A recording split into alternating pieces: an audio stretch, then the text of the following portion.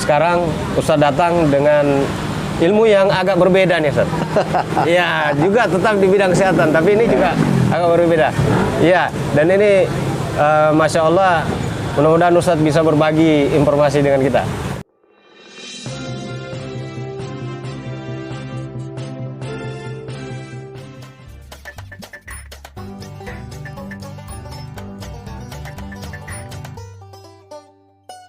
Bismillahirrahmanirrahim. Assalamualaikum warahmatullahi wabarakatuh. Sahabat Topung dimanapun berada, kembali bincang sehat di Arehan Podcast.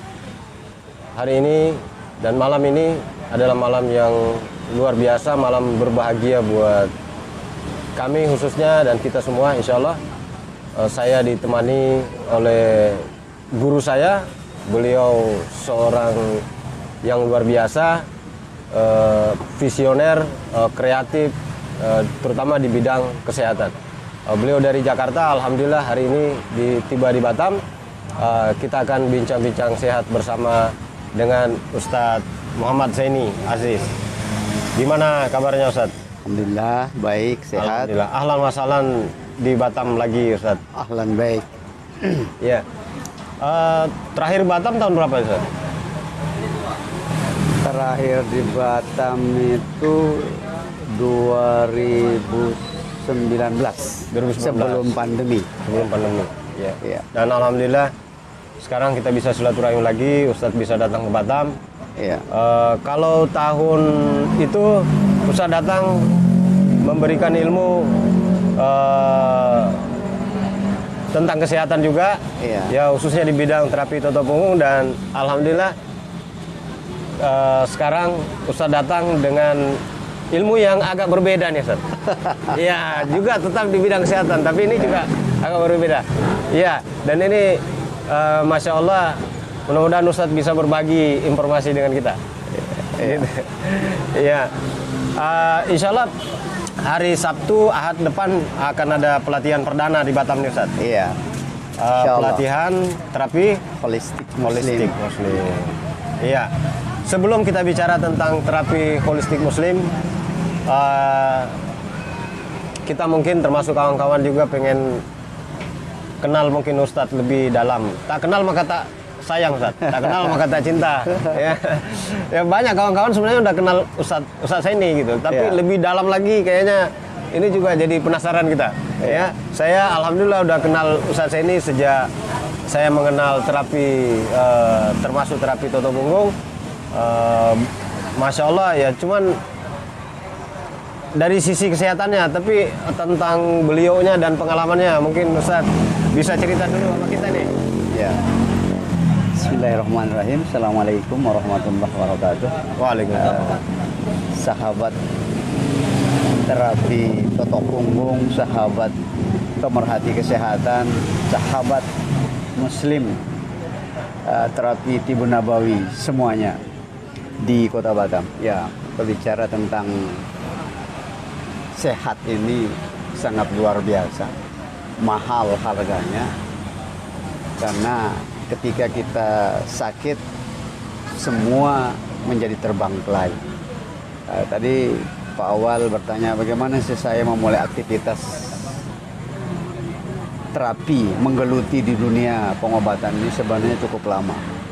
Awal saya melakukan terapi ini karena saya dulu pernah sakit mah akut awalnya. Saya waktu itu masih kuliah semester 3 di sebuah universitas di daerah di Mataram. Itu sampai saya tidak bisa masuk makanan di perut saya. Akut waktu itu Ustaz. Akut sekali. Soalnya yang bisa masuk itu cuman air madu dan air putih. Saat itu sudah berbagai dokter saya berobat, cuman tak kunjung sembuh juga. Akhirnya di awal, karena sudah dari tahun 89, 90 itu sampai 91 saya sakit. Nah, ketika saya sakit itu tidak menemukan obat yang benar-benar mujarab. Saat itu saya melihat di sebuah acara televisi, tahu itu TVRI, Profesor Dr. Hembing itu mengisi kajian pagi dari jam 6 kalau nggak salah saat itu. Dengan tema menjadi dokter di rumah sendiri. Nah, dari awal itulah saya memulai tertarik dengan dunia pengobatan terkait dengan penyakit saya. Nah, saat itu ya masih di daerah, saya belum hijrah ke Jakarta. Masih di Lombok waktu itu? Masih di Lombok saat itu, ya. Dengan sedikit ilmu itu ya terus saya melakukan pengkajian dan mengikuti beberapa apa istilahnya tentang pengobatan Ibu Nabawi. Lalu saya hijrah saat itu dari masa kondisi sakit ke Jakarta, awalnya ke Bandung, terus ke Jakarta tahun sekitar 90-an. Nah, dari 90 itu saya terus ikuti juga acara itu dan ketemu lagi sama beliau dan kepingin belajar sama beliau itu, langsung pingin cari rumahnya atau cari orangnya, tapi saya sempat berdialog lewat telepon, via telepon, bertanya di TV. Akhirnya terus bertanya dan menerangkan cara terapinya waktu itu kalau nggak salah dengan herbalnya dan terapi refleksinya. Nah, setelah berapa tahun itu akhirnya subhanallah atas izin Allah semuanya itu saya sembuh. Nah, baru saya semakin meningkat keinginan saya untuk bisa mengobati diri saya paling diri tidak sendiri, diri sendiri, paling enggak diri sendiri, keluarga. Akhirnya terus belajar. Ada seorang guru dari Makassar, ketika itu saya masih baru di Hidayatullah. Kita sebut itu sempat di Hidayatullah. Iya, cuma ini ya. saya dari Hidayatullah ya. Di Hidayatullah namanya Pak, agak lupa saya, Pak Abu Bakar apa siapa namanya, itu orang Makassar. Itu ini dia ketemu dengan cara teknik refleksinya. Nah, lambat laun berkembang lagi. Tahun 95, 96, 97 itu belajar terus, mulai belajar rekam, mulai belajar ruqyah, terus saya pertingkatkan lagi sampai terakhir itu belajar ada namanya Yomeho, ada namanya kiropraksi, ada namanya PTB, semua saya pelajari sampai tingkat meses Thai itu, Thailand itu, saya sampai akupuntur, belajar tanpa sabar. Dan terakhir ketika kita sudah tahu semua tentang penguatan itu ada ketok punggung. Nah, dari pengalaman itu, nah akhirnya terbersit di hati saya, ini pengobatan ini harus secara totalitas, tidak hanya dilakukan secara fisikly. Akhirnya saya membuat, dan memang kami pernah bersama Ustadz Abdurrahman di Totok Punggung, akhirnya punya ide, saya memberi namanya inilah dia terapi holistik Muslim Indonesia, dan tercetuslah ide-ide itu di buku ini. Bagaimana sejarahnya terapi holistik ini yang cukup kajiannya menarik ya, karena kita berbicara konsep. Di terapi holistik ini sebenarnya semua jenis terapi ada, karena namanya juga holistik. Ya, holistik itu sebenarnya terapi secara totalitas dengan pendekatan konsep dasar ilahiyah. Nah, mana holistik itu tadi? Terapi holistik Muslim Indonesia. Nah, mana holistik kan banyak orang pengen tahu tuh. Apa sih arti holistik itu? Holistik itu kan sebenarnya secara menyeluruh. Totalitas dia. Makanya itu, karena kalau holistik ini sudah di brain, di otak orang itu sudah familiar lah ya. Karena holistik itu sudah memang ada dari dulu. Ya, cuman kita lebih mengarahnya ke spesifikasinya itu, kenapa kok nggak kita pakai tambahkan dia sebagai konteks pengobatan yang Islami lah. Makanya kita beri nama terapi holistik Muslim yang saya bikin. Tapi semua ini ada di dalam satu koridor itu. Nah, kenapa namanya holistik Muslim, Ustaz? Apakah memang diususkan untuk orang yang belajar Muslim aja atau di terapi Muslim aja kok harus Muslim? Karena memang saya berniat di kepala saya pengobatan ini khusus diajarkan ke orang Muslim. Tapi untuk terapinya boleh terapi orang non-Muslim siapa saja, karena kaitannya dengan muamalah. Kalau karena di terapi holistik Muslim ini kan ada doa-doa yang spesifikasi yang akan kita baca. Ya, seperti doa-doa yang memang doa pengobatan banyak sekali ya. Allahumma robban nas dan seterusnya. Bismillahirrahmanirrahim dan seterusnya. Bismillahirrahmanirrahim dan seterusnya. Nah ini kenapa kita harus memakai doa ini? Karena ini juga dilakukan oleh Rasulullah kepada sahabat ya. Artinya landasan awalnya memang konsepnya kepada, ilahiyah. Islam gitu Iya, ya. Islam. Termasuk Tibun Nabawi. Tibun Nabawi artinya kalau kita sudah mengarah ke konsep ilahiyah itu ya pasti Tibun Nabawi. Tapi kita tidak mengacukan spesifikasi ke Tibun Nabawinya. Tapi yang jelas ini semua ada karena kita ada 3 konsep di sini. Satu konsep ilahiyah, konsep ilmiah, konsep alamiah. Jadi ketika kita berbicara secara keseluruhan itu ya insya Allah totalitas jadinya ya. Dan metode terapinya ya sentuhan ke tubuh juga dari ujung kaki sampai ujung kepala. Tapi ada metode-metode yang jenis konseling. Ada namanya nanti di terapi holistik ini traumatical healing terapi namanya. Apa? Semacam apa itu, Ustaz? Contoh ini misalnya semacam menarik ya. Artinya di luar konteks fisik gini. Berarti non fisik. Non fisik. Okay. Misalnya kan ada orang yang terbelenggu oleh masa lalunya. Misalnya ketika dia kecil, dia disakiti sama temannya, diledekin. Misalnya dia gendut. Si gendut. Nah itu kata-kata itu tidak pernah terlupakan di otaknya. Dan terjadi istilahnya benci, rasa dendam, rasa marah yang berkepanjangan. Dan itu yang sangat berbahaya. Maka teknik ini dilakukan dengan teknik terapi yang namanya traumatical healing therapy. Jadi bisa sama orang tua kita, bisa sama saudara kita, bisa sama suami kita, bisa sama istri kita, bisa sama anak kita. Mungkin juga. Itulah Ustadz yang disebut orang apa namanya masalah atau sesuatu yang terpendam disimpan-simpan. Iya. Nah, itu artinya penyakit hati sebenarnya. Sebenarnya. Ya, oke. Ya inilah yang paling susah di terapinya karena memang itu kalau tidak dilakukan dengan cara yang benar dan perlu digali permasalahannya dan panjang prosesnya. Tidak sekali 2 kali, tapi beberapa kasus yang pernah kita tangani ya azat izin Allah, ya banyak yang terbantu. Bahkan tanpa kita melalui apa istilahnya ya, tekanan di titik-titik yang biasanya kan kalau ada orang yang masalah begini kan lambung, di hati atau di limpa atau empedu. Tapi ini dengan cara dialog aja, konseling saja. Apa bedanya nih Ustaz? Konseling semacam itu dengan ruqyah misalkan ruqyah. Ya kalau dibilang kalau ruqyah itu kan spesifikasinya dibacakan ayat-ayat Quran atau doa-doa yang masyhur atau doa-doa dari Rasulullah dan doa-doa Qurani. Kalau ini kita tanya aja si konseling ya, tanya permasalahannya dulu. Nah, baru nanti ya kita bacakan juga si ayat-ayat. Tapi tetap secara ini dapat dibacakan ayat. Tapi kita tidak langsung menohok ke bacakan ayat sementara kita belum tahu permasalahannya. Kan banyak kadang-kadang kan orang langsung meruqyah sementara dia tidak tahu apa problem orang ini. Sisi konselingnya nggak ada ya. Sisi konselingnya nggak ada. Menggali ada informasi. Sih, tapi tidak semua ruqyah seperti itu enggak. Tapi sekarang sudah banyak yang teknik di konseling dulu baru dibacakan ayat. Inilah yang kalau saya kan sekarang banyak orang trauma kalau sebut ruqyah itu ya takut orang takut, horor. Ini ada ini. Saya aja kalau bilang, sini saya ruqyah, udah saya pilih kabur saya.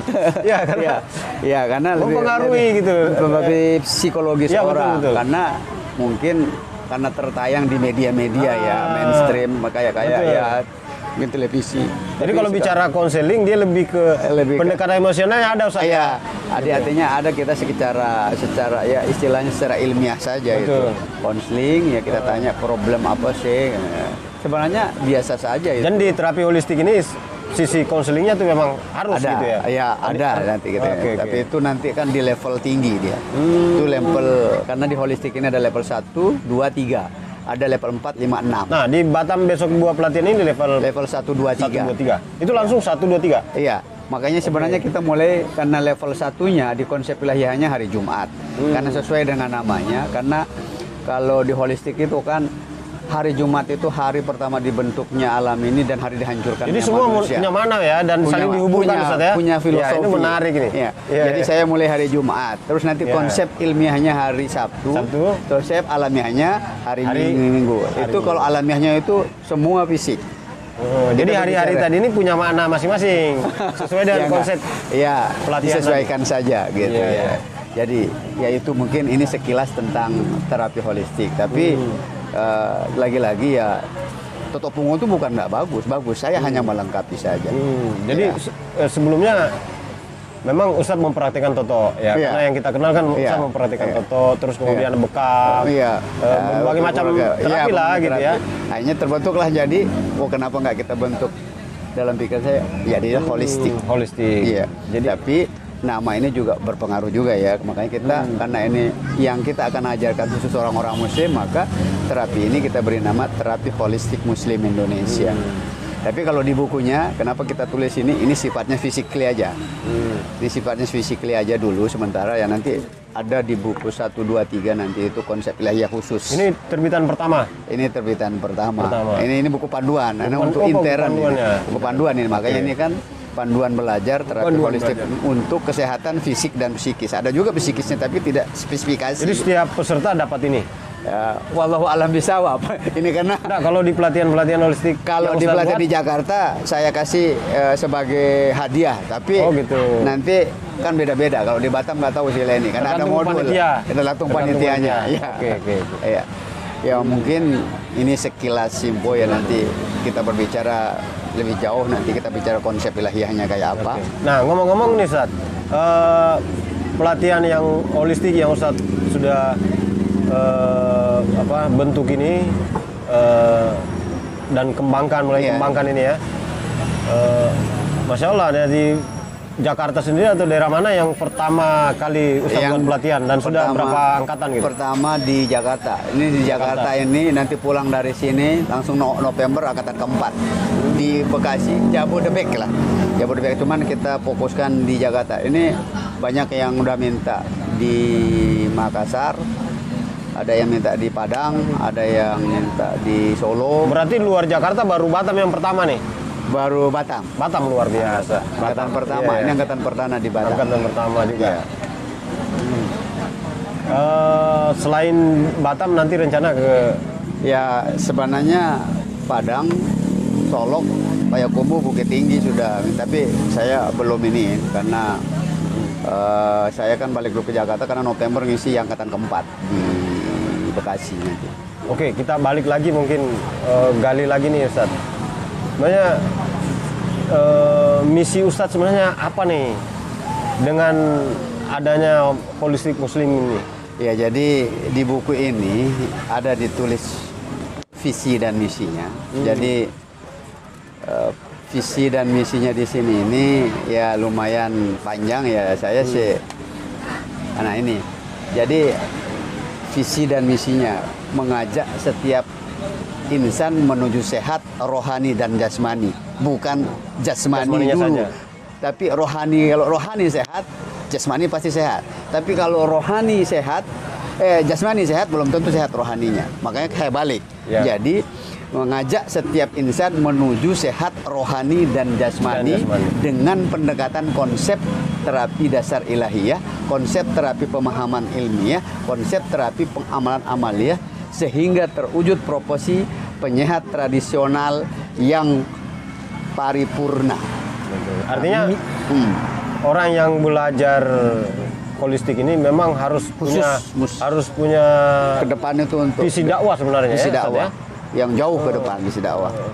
Nah, terus misinya, sementara ini kan sering kita melihat kadang-kadang beberapa pengobatan itu sudah menjurus kepada kayak perdukunan.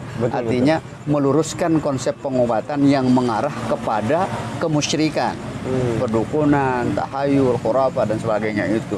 Nah, terus menolong setiap insan yang sakit, baik fisik maupun psikisnya, bukan fisiknya saja. Terus mengenalkan terapi holistik sebagai terapi pengobatan yang islami menuju ridho ilahi Rabbi. Nah, ini yang menarik nih Ustadz, karena memang kan kebanyakan orang, terutama ya yang awam ini, umum di masyarakat itu kan ketika sakit dia lebih cenderung hanya berpikir fisik aja. Nah, itu dia. Itu masih mending. Kalau dia berpikir ke dukun, nah itu lebih parah lagi Ustadz. Nah, itu yang kita takutkan. Dan konsep ini kedua-duanya harus gitu ya, fisik dan psikis ya. Psikisnya. Jadi kalau bahasa ininya kan ruhiyah dan jazadiyah. Artinya ya samil, konsep samilnya itu menyeluruh itu seperti itu. Jadi samil totalitas. Makanya di pengertiannya secara umum di belakangnya ini sebuah konsep dan paradigma baru tentang terapi pengobatan secara totalitas. Samil, baik fisik maupun psikis, jasadiyah dan ruhiyah dengan pendekatan konsep tadi, dasar ilahiyahnya, ilmiahnya, alamiahnya. Ya ini konsep ini menjadi satu kesatuan yang harus kita lemparkan ke masyarakat. Artinya jangan sampai masyarakat itu ketika sakit itu salah melakukan pengobatan.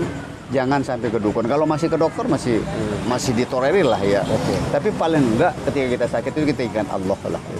Ya. Nah, kalau untuk pengobatan holistik sendiri ini apakah memang bisa dipelajari oleh semua orang atau kalangan-kalangan tertentu saja? Insya Allah bisa semua orang. Semua orang bisa semua orang lah.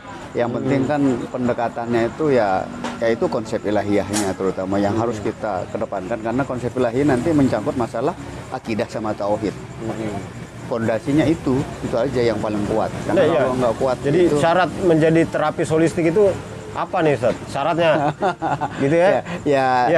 Syaratnya itu sih tidak terlalu berat. Yang penting Muslim. Ya. Terus ya istilahnya ya taatlah sholat, tidak boleh diabaikan. Nah, bagaimana logikanya? Nanti yang diterapinya luar biasa. Rajinnya sholat terus terapinya nggak menegakkan sholat kan ya, karena ada unsur-unsur dakwah tadi ada unsur nilai-nilai spiritual lah, nilai bahasa kita lah itu nilai dakwah itu ya. Kita makanya ada kata-kata buku Ibnu Qayyim itu di Tibun Nabawinya itu, jika kamu tinggal di suatu tempat, kalau kamu tidak menemukan ahli pengobatan dan ahli dakwah, maka jangan tinggal di tempat itu karena rugi banget ya. Itu dalam bahasa yang saya iniin. Tapi kalau dalam bahasa Arabnya itu ada lebih spesifik lagi ya. Makanya ya kita tinggal di mana saja ya harus ada ulamanya, ada ahli pengobatnya. Ya mungkin kalau di Batam udah banyak lah ya, insya Allah. Sekarang di mana-mana di Indonesia sudah banyak. Mungkin Ustadz bisa kasih bocoran nih di pelatihan nanti itu terapinya bocoran aja Ustadz. Ya terapinya itu terapi apa aja yang akan dikasih metodenya nih? Ada bekamkah juga atau ada refleksi juga atau? Ya. Dalam pelatihan nanti ya kita hanya memperkenalkan 3 konsep ini aja. Tapi karena ada level-level tadi ya. Karena ada level-level tadi. Nah, nanti konsep ilahiyahnya itu apa terkaitan dengan konsep ilahiyah? Tentu saja masuk di situ nanti kan bekamnya kan itu konsep ilahiyah. Tapi dia juga masuk di konsep ilmiah, konsep alamiah juga masuk. Nanti ada terapi-terapi dengan air zam-zam, dengan Quran, terus dengan madu, karena semua di buku ini ada dijelaskan beberapa tentang pengobatan itu, karena di bab 1 ini dia berbicara tentang konsep ilahiyah. Konsep ilahiyah ini kan berkaitan dengan beberapa jenis pengobatan yang sesuai dengan ini. Di sini ada ruqyah, semuanya ada. Ini dengan madu, dengan bekam juga ada, dengan zam-zam juga, zaitun ada, ini semuanya ada. Nah, artinya itu secara sepintas saja, tidak diiniin. Tapi kalau nanti di bab level-levelnya itu mungkin kita ajarkan bekam secara ini, bagus. Kita ajarkan refleksi secara ini. Ada lagi nanti istilahnya akupressure, ada kalau mau akupuntur juga ada.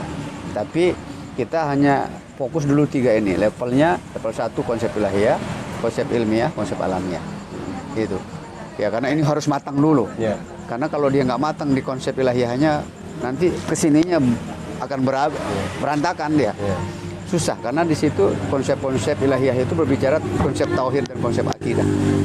Ya, insya Allah itu. Baik, makasih banyak Ustadz. Ini sudah memberikan sedikit wawasan tentang terapi holistik Muslim.